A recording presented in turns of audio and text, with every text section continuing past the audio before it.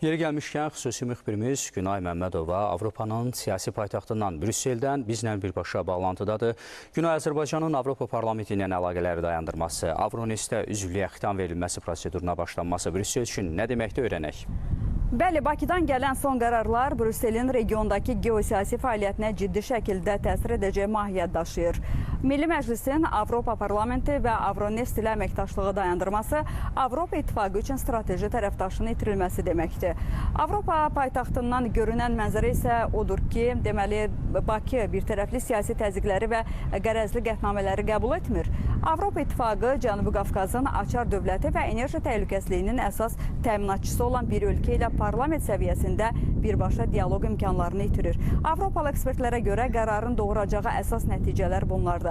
Avropa təsisatlarının Cənubi Qafqazdakı proseslərə təsir imkanları minimuma enir. Azərbaycanın Avronestdən gedişi bu qurumun regional əhəmiyyətini və funksionallığını sual altına qoyur. Əməkdaşlıq formatının deməli dondurulması Brüsselin regionda balanslı vasitəçilik imicini zədələyir. Avropanın enerji böhranı fonunda Azərbaycan kimi etibarlı tərəfdaşın itirilməsi Avropa İttifaqı daxilindəki müəyyən dairələrin uzaq görməyən siyasətinin nəticəsi kimi qiymətləndirilir.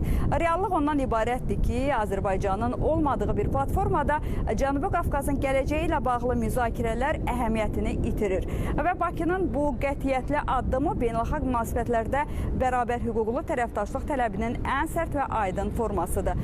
Bu vəziyyət Avropa İttifaqı üçün strateji korluq effekti yaradır. Azərbaycanın qərarı o deməkdir ki, Avropa rəsmiləri regionun ən güclü iqtisadiyyatına və ordusuna malik ölkəsi ilə birbaşa təmas kanalını bağlamış olurlar.